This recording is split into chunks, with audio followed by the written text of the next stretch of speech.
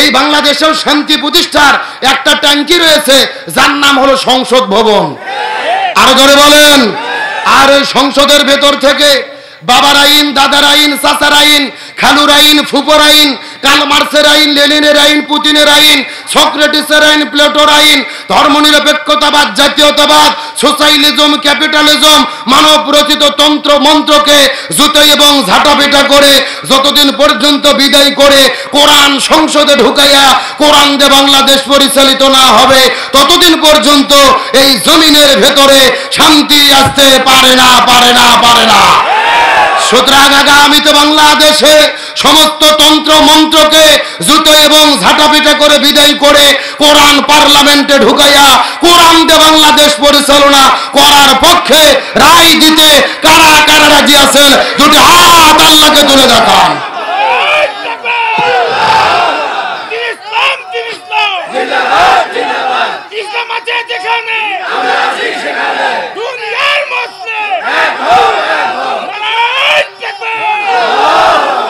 একেবারে সোজা কথা, জমিন যার, আইন চলবে তার। আল্লাহর জমিন আল্লাহর আইন কায়েম করা ছাড়া শান্তি আসতে পারে? আচ্ছা, আপনাদের কি কষ্ট হচ্ছে? আলোচনা কি চলবে? চলবে। কারা কারা চলবে না হাত তোলেন তো। ওরে বাবা, কয় নম্বর শ্রোতা এইবার বোঝা গেছে। এ সত্য সত্য কারা কারা চলবে একটু টান টান হাত তোলেন। এ যারা আশেপাশে দাঁড়িয়ে আছেন সব হাত তোলেন তো। হাত দিয়ে একটু নাড়াচাড়া করেন, যে নাড়াচাড়া করেন। আলহামদুলিল্লাহ, হাতগুলো একটু মুষ্টি করেন, একটু গলা কাকে দাম থেকে লিল্লাহে তাকবীর, আল কোরআনের আলো, আল হাদিসের আলো, দুনিয়ার মুসলিম, ইসলামের শত্রুরা, কোরআন আছে যেখানে, হাদিস আছে যেখানে, লিল্লাহে তাকবীর। আলহামদুলিল্লাহ, হাত নামান। আপনারা কিন্তু হাত তুলে ওয়াদা করলেন শেষ পর্যন্ত থাকবেন। এখন না থেকে যদি উঠে চলে যান, কথা ভঙ্গ করা কিসের লক্ষণ? আর একটু জোরে বলেন। আপনারা কি মুনাফিক হতে চান? মুনাফিক হতে চান কি চান না, এটা মুনাজাতের আগে বোঝা যাবে। জোরে বলেন, কিসের আগে? মুনাজাতের আগ পর্যন্ত লক্ষ্য করে দেখেন কারা কারা উঠে উঠে চলে যায়। যারা যারা যাবে মনে করবেন ওই গ্রুপের লোক। আল্লাহ তাআলা শেষ পর্যন্ত আমাদের থাকার মতো তৌফিক দান করুক, বলেন আমিন। তাহলে চিৎকার করে বলে শান্তির জন্য কি লাগবে? আর ধরে বলেন। আমার প্রিয় বন্ধুগণ, মুসলমান ভাইরা গভীর মনোযোগ লক্ষ্য করুন। কোন দিকে তাকাতাকি নাই, কোন দিকে নজর নাই। আমি আপনাদেরকে বোঝানোর জন্য আলোচনাটা শুরু করেছিলাম। আবার চিৎকার করে বলেন তো, নবীজির সিরাত মেনে চলা কি? অর্ধেক লোক বললেন না। এ বড় ভাই, বড় ভাই, কি না আগে দেখেন যে যাই আসে নাকি? যদি আসে তো ঠিক আছে। এ জোরে বলেন দেখি, নবীজির সিরাত মানা কি? আমার বন্ধুগণ, মুসলমান ভাইরা গভীর মনোযোগ লক্ষ্য করুন। আমি পুরো কোরআনটা গবেষণা করে দেখেছি, নবীজির জীবন মানাকে আল্লাহ তাআলা কেন ফরজ করে দিলেন। এর পেছনে অনেকগুলো কারণ রয়েছে। তার ভেতরে প্রধানত কারণ হলো তিনটা। জোরে বলেন কয়টা? আরো জোরে। নবীজির জীবনটা মেনে চলে আল্লাহ তাআলা ফরজ করে দিয়েছেন। এর মধ্যে প্রধানত তিনটা কারণ রয়েছে। তার মধ্যে প্রথম নাম্বার কারণটা কি, এই সম্পর্কে আমার আল্লাহ তাআলা কোরআনুল কারীমের মধ্যে বলেন, লাকাদ কানা লাকুম ফি রাসূলিল্লাহি উসওয়াতুন হাসানাহ। সূরা আযাব 21 নম্বর পারের 19 নম্বর পৃষ্ঠার 2 নম্বর লাইন 21 নম্বর আয়াতে কারিমা। তাফসীর ইবনে কাসিরের মধ্য থেকে বলতেছি, আল্লাহ রাব্বুল আলামিন বর্ণনা করে বলে, এ পৃথিবীর মানুষেরা ভালো করে বোঝার চেষ্টা করো, আমি নবীর জীবনের ভেতরে সর্বোত্তম আদর্শ দান করেছি, শ্রেষ্ঠ আদর্শ দান করেছি। যেমন আদর্শ এই দুনিয়ার মধ্যে অন্য কারো ভেতরে আমি দান করি। এ ভালো করে বোঝার চেষ্টা করবেন। ইমাম বুখারী রহমাতুল্লাহ আলাইহি বুখারী শরীফ লেখার আগে এই জমিনের মধ্যে একটা কিতাব লিখেছিলেন, যেই কিতাবের নাম হলো আল আদাবুল মুফরাদ। ওই কিতাবের মধ্যে তিনি বর্ণনা করে বলেন, হাসরের ময়দানে আল্লাহ 6 প্রকার মানুষদেরকে বিনে হিসেবে জাহান্নামের মধ্যে দেবে। তার মধ্যে প্রথম নাম্বার প্রকার হলো তারা যারা জমিনের ভেতরে নবীকে বাদ দিয়ে অন্য কারো আদর্শ গ্রহণ করেছে। তাহলে এখন চিৎকার করে বলেন তো, এ ঠাকুরগার মুসলমান, নবীকে বাদ দিয়ে যদি অন্য কারো কেউ আদর্শ গ্রহণ করে বিনে হিসেবে তাদেরকে যেতে হবে কোথায়? আরো জোরে বলেন।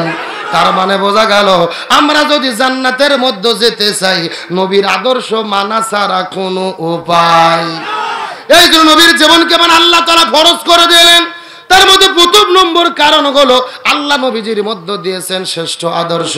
এখন আমি আপনাদেরকে জিজ্ঞাসা করি, বলেন তো, নবীকে বাদ দিয়ে অন্য কারো আদর্শ গ্রহণ করেছে এই রকম লোক আমাদের দেশের মধ্যে আছে না নাই? এই বালিয়াডাঙ্গি থানার মধ্যে আছে না নাই? ওই নবীর আদর্শটা বাদ দিয়ে কেউ বা বাবার আদর্শ গ্রহণ করেছে, বাবাকে কি চেনা যায়? এ বঙ্গবন্ধু চেনেন না? কেউ বা বাবার আদর্শ গ্রহণ করেছে, কেউ বা স্বামীর আদর্শ গ্রহণ করেছে, কেউ বা ইরশাদ চাচার আদর্শ গ্রহণ করেছে, কেউ বা কার্ল মার্ক্সের আদর্শ গ্রহণ করেছে, কেউ বা পুতিনের আদর্শ গ্রহণ করেছে। তাহলে চিৎকার করে বলেন তো দেখি, নবীকে বাদ দিয়ে বাবা, চাচা, খালু, ফুফা ইত্যাদি যদি কোনো মানুষের আদর্শ কেউ গ্রহণ করে বিনে হিসেবে তাদেরকে যেতে হবে কোথায়? এ মুসলমান ভাইরা গভীর মনোযোগ লক্ষ্য করুন। এই জন্য নবীজির জীবন মানাকে আল্লাহ তাআলা ফরজ করে দিলেন 3টা কারণে। প্রথম নম্বর কারণ হলো আল্লাহ নবীজির জীবনের মধ্যে শ্রেষ্ঠ আদর্শ দান করেছেন। আপনি যদি পৃথিবীর মধ্যে শ্রেষ্ঠ বাবা হতে চান নবীর তরিকায় হতে হবে। আপনি যদি পৃথিবীর মধ্যে শ্রেষ্ঠ নানা হতে চান নবীর তরিকায় হতে হবে। আপনি যদি পৃথিবীর মধ্যে শ্রেষ্ঠ শিক্ষক হতে চান নবীর তরিকায় হতে হবে। আবার যদি পৃথিবীর ভেতরে শ্রেষ্ঠ রাষ্ট্রপতি হতে চান সেটাও আপনাকে নবীর তরিকায় হতে হবে। কিন্তু আমাদের জন্য বড় দুর্ভাগ্যজনক ব্যাপার হলো আমরা নবীর তরিকায় বাবা হতে চাই, নবীর তরিকায় নানা হতে চাই, নবীর তরিকায় দাদা হতে চাই, কিন্তু নবীর তরিকায় রাষ্ট্রপ্রধান হতে চাই। এই জন্য আমার আল্লাহ তাআলা কোরআনুল কারীমের ভেতরে কত চমৎকার করে বলেন নবীদের জীবনকে মানা আল্লাহ তাআলা কেন ফরজ করে দিলেন। 2 নম্বর কারণ হলো আল্লাহ রাব্বুল আলামিন ঘোষণা করেছেন, ওয়া ইন্নাকা লাআলা খুলুকিন আযীম। সূরা কলম 29 নম্বর পারা 3 নম্বর পৃষ্ঠার 12 নম্বর লাইন 4 নম্বর আয়াতে কারিমা। তাফসীর ইবনে কাসিরের মধ্য থেকে বলতেছি, আল্লাহ তাআলা ডাকতে বলে পৃথিবীর মানুষেরা ভালো করে বোঝার চেষ্টা করো। হযরত আদম আলাইহিস সালাম থেকে শুরু করে ঈসা রুহুল্লাহ পর্যন্ত যত নবী রাসূল পৃথিবীতে এসেছে আমি কারো চরিত্রের সার্টিফিকেট দেই নাই, কিন্তু আমি নবী সম্পর্কে বলে দিলাম, ওয়া ইন্নাকা লাআলা খুলুকিন আযীম। আমি নবীর জীবনের মধ্যে দিয়েছি শ্রেষ্ঠ চরিত্র। কিছু সাহাবীর আম্মাজান মাইশা সিদ্দিকার কাছে যাওয়ার পরে জিজ্ঞেস করে বলেন, আম্মাজান মাইশা সিদ্দিকা আপনি একটু দয়া করে বলেন তো দেখি নবীজির চরিত্রটা কেমন ছিল জানতে চাই। আম্মাজান মাইশা সিদ্দিকা বলে, এ নবীর সাহাবীরা তোমরা কি কোরআন পড়ো নাই? সাহাবীরা বলে, হ্যাঁ আমরা কোরআন পড়েছি। এমন সময় আম্মাজান মাইশা সিদ্দিকা বলে, ভালোভাবে জেনে নাও পবিত্র কোরআন ছিল যেমন আমার নবীজির চরিত্রটা ছিল তেমন। লিল্লাহি তাকবীর। একেবারে পবিত্র কোরআন ছিল যা, আমার নবীজির জীবনের প্র্যাকটিক্যাল লাইফ ছিল তা। জোরে বলেন সুবহানাল্লাহ। আমার বন্ধুগণ মুসলমান ভাইরা গভীর মনোযোগ লক্ষ্য করুন। নবীদের জীবনকে মানে চল আল্লাহ তাআলা ফরজ করে দিলেন। এর মধ্যে প্রথম নম্বর কারণ হলো নবী হলো শ্রেষ্ঠ আদর্শ, 2 নম্বর নবী হলো শ্রেষ্ঠ চরিত্র, 3 নম্বর কারণটা কি এই সম্পর্কে আমার আল্লাহ তাআলা কোরআনের মধ্যে চমৎকার করে বলেন, ওয়া মা আরসালনাকা ইল্লা রাহমাতান লিল আলামিন। সূরা আম্বিয়া 17 নম্বর পারার 13 নম্বর পৃষ্ঠার 6 নম্বর লাইন 107 নম্বর আয়াতে কারিমা তাফসীরে ফি জিলালিল কোরআন আল্লামা সাইয়্যিদ কুতুব শহীদ রহমাতুল্লাহ আলাইহি বর্ণনা করে বলে, এই পৃথিবীর মানুষেরা তোমরা ভালো করে বোঝার চেষ্টা করো। আসমান বলো, জমিন বলো, গ্রহ বলো, নক্ষত্র বলো, জ্যোতিষ্ক মণ্ডলী বলো, আমি আল্লাহ তাআলা এই জমিনে যত জগৎ সৃষ্টি করেছে প্রত্যেকটা জগতের ভেতরে আমি আমার নবীজিকে রহমত স্বরূপ প্রেরণ করেছি।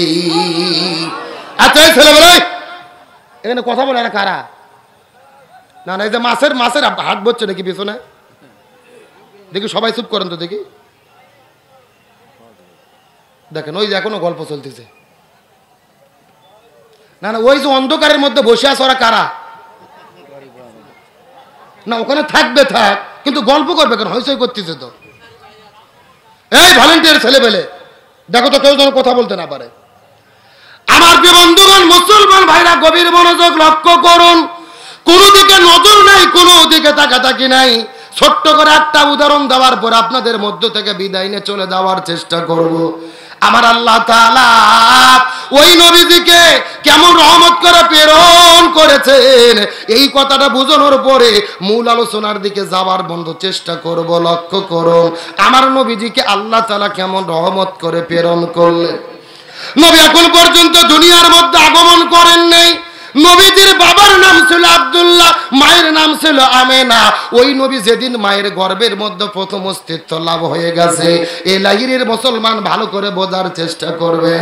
আমার নবীজি মায়ের গর্ভের ভেতরে যেদিন প্রথম অস্তিত্ব লাভ হয়ে গেছে, আমিনা যখন ঘর থেকে বের হওয়ার পরে ওই মদিনার রাস্তা দিয়ে চলাফেরা করা শুরু করলেন, লক্ষ্য করে দেখা গেল আমিনার শরীরের মধ্য থেকে সুঘ্রাণ বের হয়ে পুরো মক্কা শহরের ভেতরে প্রবাহিত হওয়া শুরু করে দিয়েছে। ওই মক্কার লোকজন বড় আশ্চর্য হয়ে গেলেন। ওই সময় মক্কার রীতি এবং নীতি ছিল, যেই মহিলাটির স্বামী মারা যাবে ওই মহিলা আর কখনো সুগন্ধি ব্যবহার করতে পারবে না। কিন্তু নবীজির মায়ের শরীরের মধ্য থেকে যখন সুঘ্রাণটা বের হওয়া শুরু হয়ে গেল, ওই মক্কার মানুষেরা দল বেঁধে মিছিল করতে করতে নবীজির দাদা আব্দুল মুত্তালিবের কাছে চলে গেলেন। আব্দুল মুত্তালিবের কাছে যাবার পরে ডাকতে বলে, নেতা আপনি তো আমাদের এই এলাকার সর্দার, আপনি তো মক্কার রাষ্ট্রপতি, আপনি তো সর্দারের দায়িত্ব পালন করতেছেন, কিন্তু আপনার কাছে প্রশ্ন করি, এই মক্কার রীতি হলো কোন মহিলার যদি স্বামী মারা যায় ওই মহিলা আর সুগন্ধি ব্যবহার করতে পারবে না, কিন্তু আপনার পুত্রবধূ কেন সুগন্ধি ব্যবহার করে জানতে চাই। আব্দুল মুত্তালিব তার স্ত্রীকে সঙ্গে করে নেওয়ার পরে আমিনার কাছে যাওয়ার পরে জিজ্ঞাসা করে বলে, হে মা আমিনা, তুই কি আমাদের নাক কেটে ফেলবি, কান কেটে ফেলবি? তুই কেন সুগন্ধি ব্যবহার করেছিস রে মা? তার কারণ তোর কাছে জানতে চাই। আমিনা কান্না করে করে বলে, বাবা মিথ্যা বলবো না, শপথ করে বলি আমি আমার শরীরের মধ্যে কোনো সুঘ্রাণ ব্যবহার করে নাই। তবে আমার জীবনের ভেতরে আশ্চর্যজনক ঘটনা ঘটা শুরু করেছে। এই তো মাত্র কয়েকদিন আগে আমার গর্ভের ভেতরে একটা সন্তানের অস্তিত্ব লাভ হয়ে গেছে। ওই সন্তান যখন গর্ভের মধ্যে অস্তিত্ব লাভ হয়ে গেল, আমি রাতের বেলা লক্ষ্য করে দেখি আমার ঘরের দরজা জানালাগুলো আমাকে সালাম জানানো শুরু করে দিয়েছে। ওই ঘরের মাটিগুলো আমাকে সালাম জানানো শুরু করে দিয়েছে। ও বাবা, এই জায়গার মধ্যে শেষ নয়, ওই ঘরের ভেতরে আল্লাহর পক্ষ থেকে 12 জন রাসূল আসার পরে আমাকে সালাম জানাইয়া দিয়ে গেছে, আমাকে আলান সালান বলে সংবর্ধনা জানিয়েছে। এই জায়গার মধ্যে শেষ নয় রে বাবা, ওই জান্নাতের মধ্য থেকে 3 জন জান্নাতি ফেরেশতা আসার পরে জান্নাতের মালা নিয়ে এসে আমাকে আলান সালান বলে সালাম জানিয়ে দিয়েছে। এই 3 জন জান্নাতি মহিষী নারীগুলো হলো, 1 নম্বর হলো ইমরাতু ফিরাউন, ফিরাউনের স্ত্রী আসিয়া আলাইহিস সালাম। 2 নম্বর উম্মে ঈসা, ঈসা আলাইহিস সালামের মা মারিয়াম আলাইহিস সালাম। আর 3 নম্বর হলেন উক্তে মুসা, মুসা আলাইহিস সালামের বোন কুলসুম। এই 3 জন মহিষী নারী ওই জান্নাতের ভেতর থেকে জান্নাতের মালা আনার পরে আমার গলার মধ্য দিয়ে ডাক দে বলে, আমিনা রে, তুমি যেন তেন কোনো মহিলা নয়, তোমার গর্ভের ভেতরে আল্লাহ আখেরি জামানার পয়গম্বর প্রেরণ করেছে। আর জোরে বলেন না সুবহানাল্লাহ। এই লাইনের মুসলমান গভীর মনোযোগ লক্ষ্য করুন, আমার নবী কেমন রহমত ছিল আমি আপনাদের কি দিয়ে বোঝাই, ছোট্ট করে দৃষ্টান্ত দেওয়ার চেষ্টা করতেছি। কথাগুলো অন্তর দিয়ে, আবেগ দিয়ে, অনুভূতি দিয়ে বোঝার চেষ্টা করবে। আমিনা ডাক দে বলে, বাবা এই জায়গার মধ্যেই শেষ নয়, আমার গর্ভের ভেতরে ওই সন্তান যখন অস্তিত্ব লাভ হয়ে গেল, ওই ঘরের মধ্য থেকে বের হওয়ার পরে আমি যখন আস্তে করে কূপের কাছে চলে গেছি, ওই কূপ থেকে যখন পানিটা উত্তোলন করব, আমি লক্ষ্য করে দেখি রে, ওই কূপের মধ্য থেকে ওই পানিগুলো টকবক টকবক টকবক করে বের হয়ে ওই কূপের কাছে আসার পরে কূপের জবান খুলে গেল। আমাকে ডাক দে বলে, আমিনা রে, তুমি গর্ভের ভেতরে আখির জামানার পয়গম্বর আছে রে মা, তোর কোনো কষ্ট করতে হবে না রে। তুমি আমিনা যদি হুকুম করে দাও, আমরা কূপের পানি শুধু কূপের মধ্যে থাকবো না, তুমি ইশারা করে দিলে আমরা কূপের পানি তোমার ঘরের দরজায় যেতে চাই। আমিনা ডাকতে বলে, বাবা এই জায়গার মধ্যে শেষ নয়, আমি যখন কূপের কাছ থেকে দূরে চলে যাই, ওই কূপের পানিগুলো কূপের মুখ থেকে নিচের দিকে নেমে চলে যায়। এই জন্য মক্কার মহিলারা আমার কাছে ডাকতে বলে, আমিনা খবরদার তুই কূপ ছেড়ে যাবি না রে, এ মা তুই খবরদার কূপটা ছেড়ে কখনোই কূপের কাছ থেকে যাবি না, তুই চলে গেলেই কিন্তু কূপের পানিগুলো নিচে চলে যাবে, তুই খবরদার কূপটা ছেড়ে তুই যাবি না। আমি যখন কূপের কাছে দাঁড়িয়ে থাকি, কূপের পানিগুলো ওপরে থাকে, আমি যখন চলে যাই ওই কূপের পানিগুলো নিচে চলে যায়।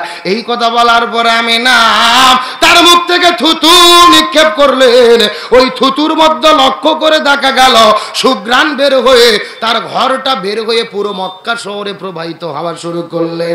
আমিনা ডাক দে বলে, বাবা প্রমাণ হয়ে গেল আমার শরীরের কোনো সুঘ্রাণ নয়, আমার গর্ভের ভেতরে যেই নবাগত সন্তান আসতেছে ওই সন্তানের কারণে সুঘ্রাণ প্রবাহিত হয়। জোরে বলেন না সুবহানাল্লাহ। আচ্ছা এই পাশে কথা বলে কারা? এই সাইডে না না, এই মহিলাগুলো ঝগড়া করতেছে কারা? না না, এদের কিন্তু এখনো সাইজ করা শুরু করিনি, একটু পরে। এ লাইনের মুসলমান গভীর মনোযোগ বোঝার চেষ্টা করেন, আমি নবীজি কেমন রহমত এই সম্পর্কে আপনাদেরকে একটা মেসেজ দেওয়ার জন্য আলোচনাটা করতেছি, গভীর মনোযোগ বোঝার চেষ্টা করেন। আমি না কান্না করে করে তার শ্বশুর আমার নবীজির দাদার কাছে এই ঘটনাটা যখন বলে দিলেন, আব্দুল মুত্তালিবের মুখটা তখন বন্ধ হয়ে গেল। আমার নবীজি দুনিয়ার মধ্যে যখন আগমন করেছে, ভালো করে বোঝার চেষ্টা করবেন, ওই সময়টা দিনও ছিল না রাতও ছিল না, দিন এবং রাতের মধ্যবর্তী সময়ে আল্লাহ নবীজিকে প্রেরণ করলেন।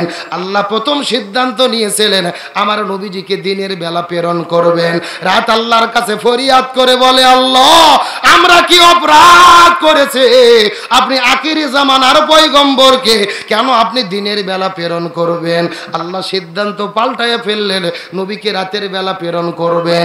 দিন তখন আবারও আল্লাহর কাছে আরজি করে বলে, আল্লাহ আমরা কি অপরাধ করেছি, আপনি নবীজিকে কেন রাতের বেলা প্রেরণ করবেন?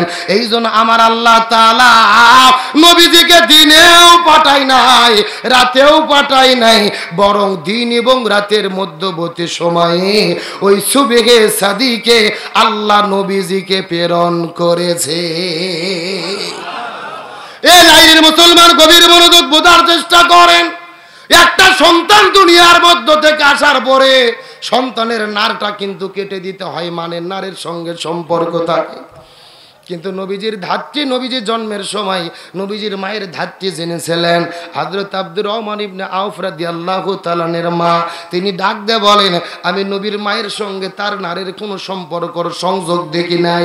এমনকি পৃথিবীতে যত মুসলমান এসেছে আমরা কিন্তু সুন্নতি তরিকায় খাতনা করার পরে সুন্নতি তরিকায় মুসলমান হয়েছে, কিন্তু নবীজির খাতনা করার কোনো প্রয়োজন হয় নাই।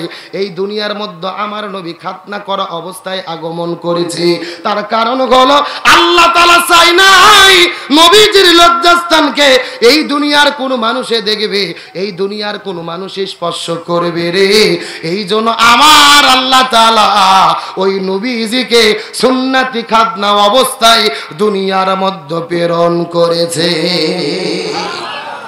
এই পৃথিবীর মধ্যে যত চিকিৎসা বিজ্ঞানীগণ রয়েছেন, প্রতিটা চিকিৎসা বিজ্ঞানীগণ বলেছেন এই দুনিয়ার ভেতরে সবচাইতে কষ্টের কাজ হলো সন্তান প্রসব করা। সন্তান প্রসব করার মতো এত কষ্টের কাজ কোনো পৃথিবীর মধ্যে নাই। একটা সন্তানের বয়স যখন মায়ের গর্ভের ভেতরে 6 থেকে 7 মাস হয়ে যায়, প্রত্যেকটা সন্তানের মাথা কিন্তু থাকে নিচের দিকে, পা থাকে ওপরের দিকে, অর্থাৎ সন্তানের পাগুলো মায়ের কলিজা বরাবর ঠেকে যায়। ওই 7 মাস থেকে শুরু করে প্রত্যেক দিন সন্তান মায়ের কলিজার মধ্যে আঘাত করে। আপনিও আপনার মায়ের কলিজায় লাথি মেরেছেন, আমিও আমার মায়ের কলিজার মধ্যে লাথি মেরেছি। এই পৃথিবীর ডাক্তার আর চিকিৎসা বিজ্ঞানীগণ বর্ণনা করে বলে কোন সুস্থ মানুষের কলিজার ভেতরে যদি বাহির থেকে কোনো আঘাত লাগে, ওই মানুষটা দুনিয়ার মধ্যে কখনোই বেঁচে থাকার কথা নয়। কিন্তু তাদের পরীক্ষা ফেল হয়ে গেছে, তারা বর্ণনা করে বলে 7 মাস যখন পার হয়ে যায় ওই সন্তানের পা গুলো ওপর দিকে মায়ের কলিজা বরাবর বরাবর ঠেকে যায়। প্রতিদিন সন্তানগুলো মায়ের কলিজার মধ্যে লাথি মারতে থাকে, মায়ের কলিজার মধ্যে আঘাত লাগে। দুনিয়ার কোনো মানুষকে বলে না, মা কষ্ট সহ্য করে নিজে নিজেই কেঁদে কেঁদে কেঁদে কেঁদে সারা রাত পার করে দেয়। এই মনের মধ্যে আশা নিয়ে একটা সন্তান দুনিয়ার মধ্যে আসবে, মা বলে ডাকবে। এই আশায় ওই মহিলাগুলো অত কষ্টের কথা কাউকে বলতে পারে না। কিন্তু আপনিও মাকে কষ্ট দিয়েছেন, আমিও মাকে কষ্ট দিয়েছি। কিন্তু সন্তানটা যখন এই দুনিয়ার ভেতরে আগমন করবে, সন্তানকে মা যখন প্রসব করে, মায়ের লজ্জাস্থানের মধ্যে 1 নয় 2 নয় জরায়ুর মধ্য থেকে 3টা বড় বড় পর্দা ভেদ করে ওই সন্তান মায়ের গর্ভের মধ্য থেকে দুনিয়ার মধ্যে আগমন করে। ওই 3টা পর্দা ভেদ করে করে দুনিয়ার মধ্যে আগমন করতে হয়। ওই ডাক্তার মনে হয় মাটা দুনিয়ার মধ্যে বেঁচে নেই, মারা গেছে। কিন্তু আল্লাহর কি খেলা, ডাক্তাররা বলেন এই যে সন্তান প্রসবের পরে ওই সন্তান একবার যদি মা মা বলে ডাক দেয়, ওই সন্তানকে উঠাইয়া যখন মায়ের বুকের সঙ্গে লাগানো হয় রে, ওই সন্তানের ডাক শোনার সঙ্গে সঙ্গে মনে হয় মৃত মাকে আল্লাহ পরিপূর্ণ জীবিত করে দেয়। লিল্লাহি তাকবীর। এখন আমি আপনাদেরকে জিজ্ঞাসা করি, এই লাইনের মুসলমান ওই মাকে কষ্ট দেয় এমন ছেলে আমাদের জমিনের মধ্যে আছে না নাই? বাবাকে কষ্ট দেয় এমন সন্তান আমাদের জমিনের মধ্যে আছে না নাই? ওই বাবা মাকে কষ্ট দিলে তার সমস্ত আমলগুলো ধ্বংস হয়ে যাবে। বাবা মাকে কষ্ট দিয়ে কেউ জান্নাতে যেতে পারবে? এই লাইনে মুসলমান গভীর মনোযোগ।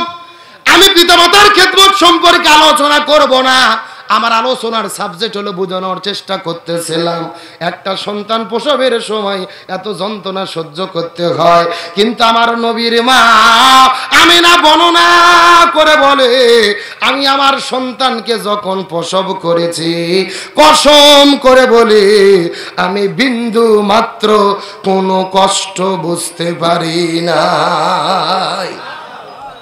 আর একটু জোরে বলেন না। এই মুসলমান গভীর মনোযোগ লক্ষ্য করুন।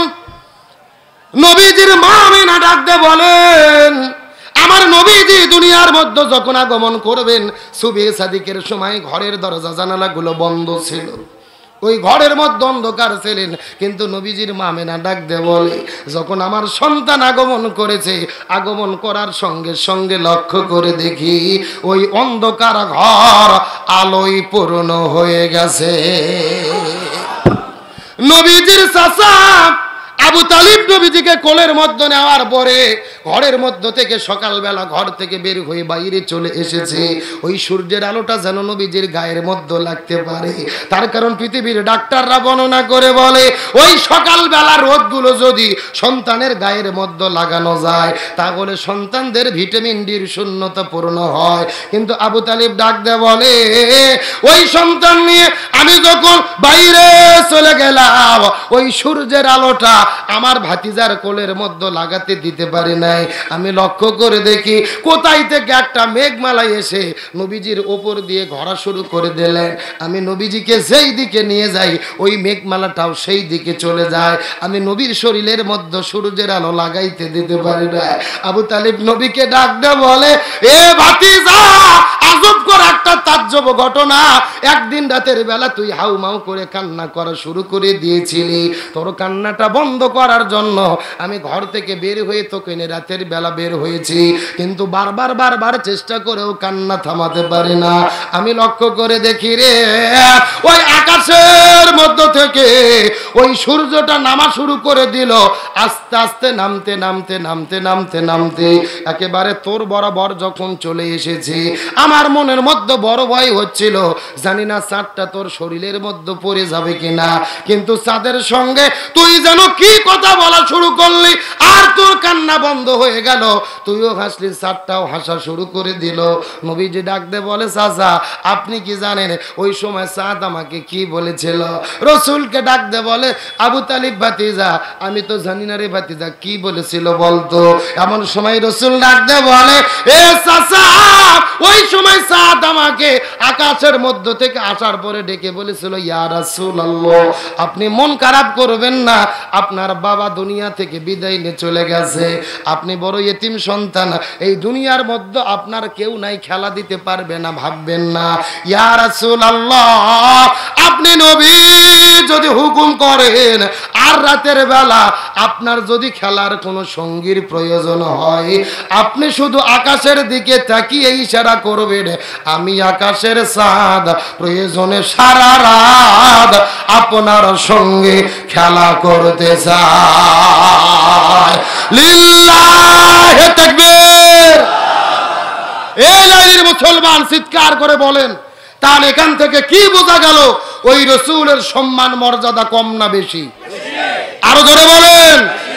কিন্তু ওই নবীর চরিত্র নিয়ে কথা বলে, ওই নবীর বিরুদ্ধে কথা বলে, ওই নবীর মান এবং শানের বিরুদ্ধে কথা বলে এমন নাস্তিক মুরতাদ বেঈমান এই জমিনের ভেতরে আছে না নাই? আমার বন্ধুগণ, মুসলমান ভাইরা গভীর মনোযোগ। আমি নির্দিষ্ট একটা মেসেজ দেওয়ার পরে আপনাদের মধ্য থেকে বিদায় নিয়ে চলে যাব, কোনো দিকে তাকাতাকির চেষ্টা করেন না।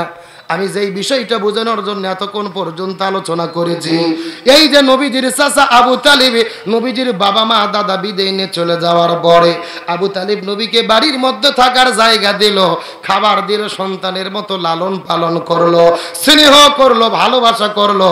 কিন্তু আপনাদের জিজ্ঞাসা করি, বলেন তো, এই নবীজির চাচা আবু তালিব কি জান্নাতে যাবে? কথা বলেন, কেন যাবে না? গভীর মনোযোগ। নবীকে এত ভালোবাসলেন, বাড়িতে থাকার জায়গা দিলেন, খাবার দিলেন, সন্তানের মতো মহব্বত করলেন, অথচ ওই আবু তালিব কেন জাহান্নামের ভেতরে যাবে আমাদের জানার দরকার আছে না নাই? আরো জোরে বলেন। কিন্তু আপনাদের উদ্দেশ্যে বলতে চাই, ওই নবীর চরিত্র নিয়ে কোরআনের রাষ্ট্র যদি আমরা এই জমিনে কায়েম করতে চাই, তাহলে তার বিরুদ্ধে বাংলাদেশে ষড়যন্ত্র আছে না নাই? আল্লামা সাঈদীর বিরুদ্ধে এই বাংলাদেশে ততক্ষণ পর্যন্ত ষড়যন্ত্র হয়নি যতক্ষণ না আল্লামা সাঈদী পার্লামেন্টে কোরআনের বক্তব্য দিয়েছে। তার মানে বোঝা গেল, যারা জমিনে দ্বীন কায়েমের কথা বলে তাদের বিপদে পড়তে হয় কি হয় না?